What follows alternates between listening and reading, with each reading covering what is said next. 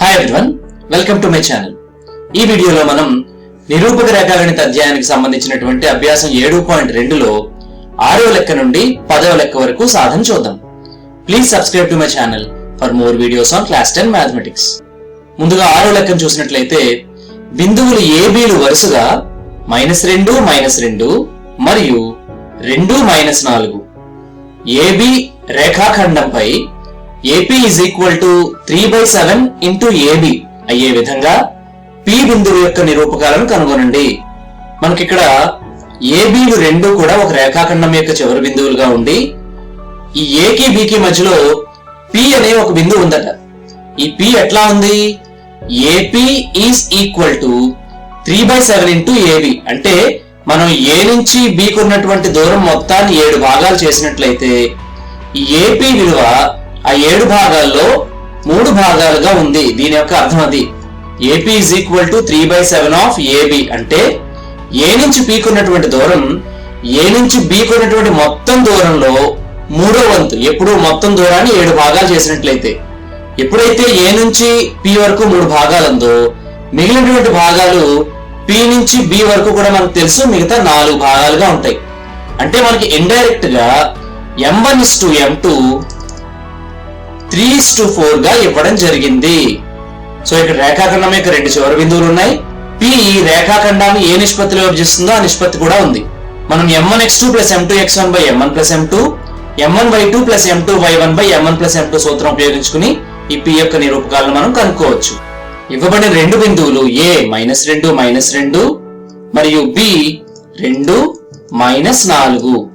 ఇప్పుడు మనం A ను x1 y1 గాను అదే విధంగా B ను x2 y2 గా తీసుకుని ఈ P యొక్క నిరూపకాలు కనుక్కుందాం. So P is equal to M1x2 + M2x1 / M1 + M2 M1y2 + M2y1 / M1 + M2. ఇప్పుడు మన దగ్గర ఉన్న విలువను ప్రతిక్షేపిద్దాం. అప్పుడు P యొక్క నిరూపకాలు M1x2 3 × 2 + M2x1 4 × -2 divided by M1 + M2 అంటే 3 + 4 M1y2 3 × -4 + M2y1 4 × -2 డివైడెడ్ బై 3 + 4. ఈ విలువలు సూక్ష్మీకరించినట్లయితే 3 రెళ్ళు 6 -4 రెళ్ళు 8/7 అదేవిధంగా 3 × -4 -12 -8/7. So this is equal to -2/7 మరియు -20/7. సో మనకి ఇచ్చినటువంటి రేఖాఖండాన్ని AP is equal to 3/7 into AB అయ్యే విధంగా విభజించే బిందువు -2/7 మరియు -20/7. ఇప్పుడు 7వ లెక్కకి ఆన్సర్ చూద్దాం. బిందువులు A -4 0 మరియు B 0 6లచే ఏర్పడే రేఖాఖండమును 4 సమభాగాలుగా విభజించు బిందువుల యొక్క నిరూపకాలను కనుగొనండి. త్రిధాకరణ బిందువులను అడిగితే రేఖాఖండాన్ని 3 సమాన భాగాలుగా విభజించే బిందువులని అర్థం. ఇప్పుడు రేఖాఖండాన్ని 4 సమాన భాగాలు చేయాలట. ఇప్పుడు ఈ రేఖాఖండం యొక్క రెండు చివరి బిందువులు ఏబీలుగా కనుక నేను తీసుకున్నట్లయితే ఇప్పుడు ఈ రేఖాఖండాన్ని 4 సమాన భాగాలు చేయాలి. మీరు ఆటలాడుకునేటప్పుడు పేపర్లు ముక్కలు చేస్తూ ఉంటారు.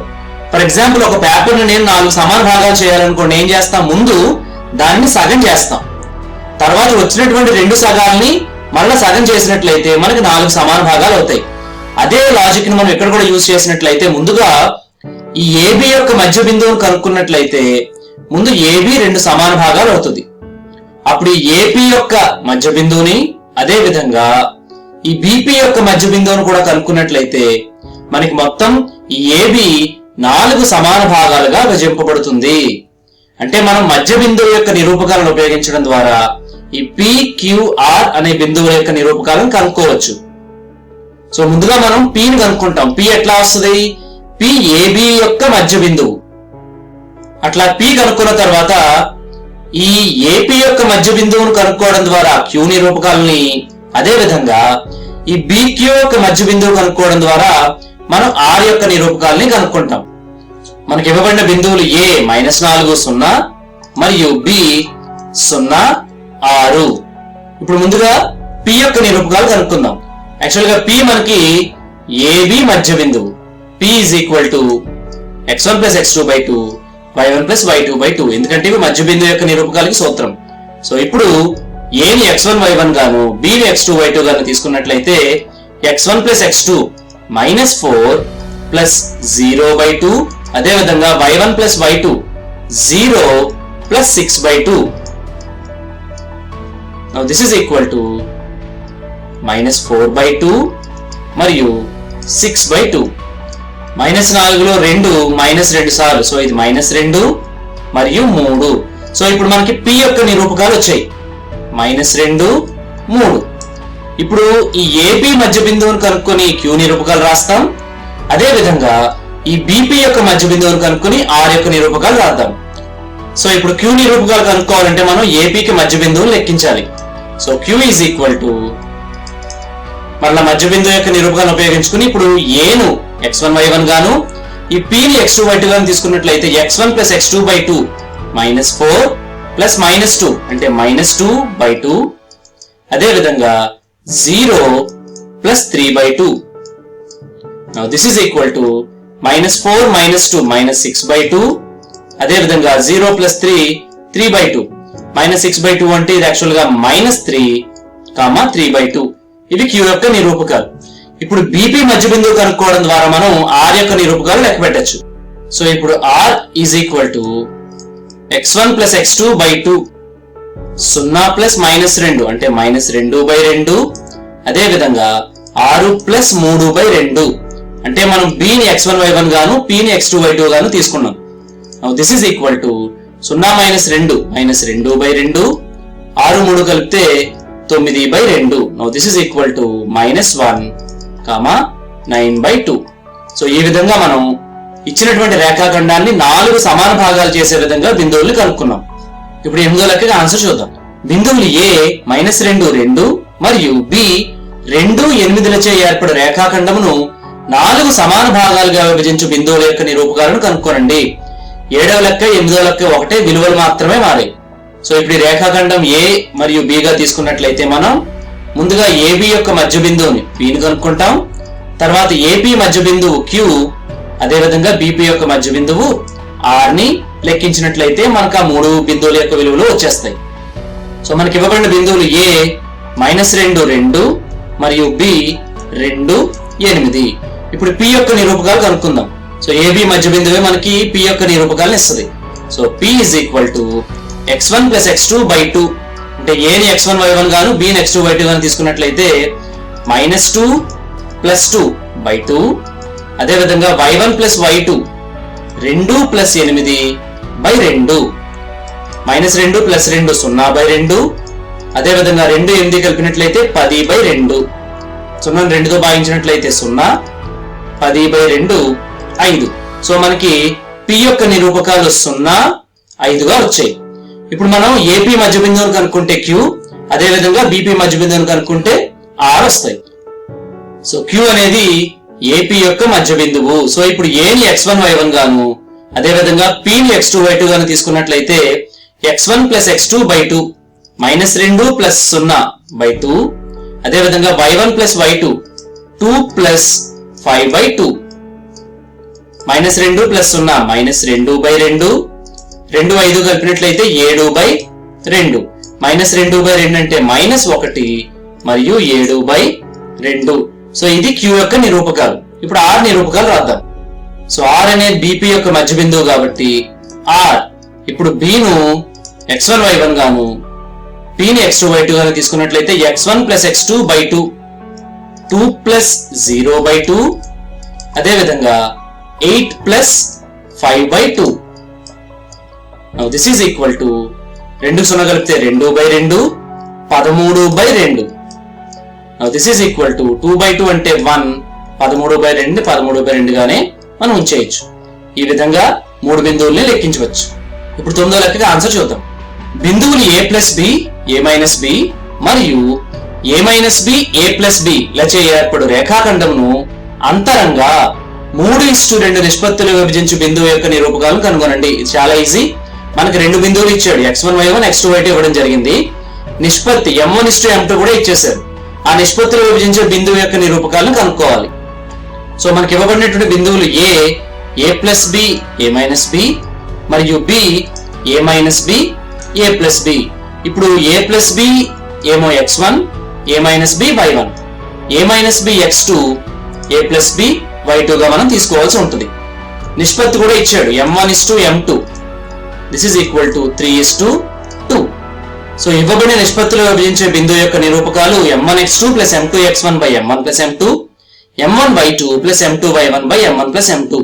మనకి ఇచ్చినటువంటి విలువల్ని ఈ సూత్రంలో కనుక ప్రతిక్షేపించినట్లయితే m1x2 3 into x2 a minus b plus m2 2 into x1 a plus b divided by m1 plus m2 అంటే 3 plus 2.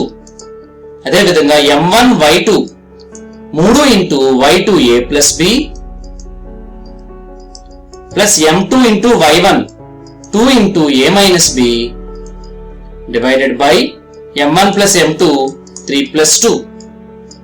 This is equal to 3 into a minus b అంటే 3a minus 3b plus 2a plus 2b divided by 3 2 కలిపినట్లయితే 5. ఇప్పుడు y నిరూపకం 3a plus 3b plus 2 into a 2a 2 into minus b minus 2b divided by 3 2 కలిపితే 5. So ఈ విలువలు కనుక మనం సూక్ష్మీకరించినట్లయితే 3a 2a కలిపితే 5a minus 3b plus 2b అంటే minus b divided by 5. అదేవిధంగా 3a plus 2a 5a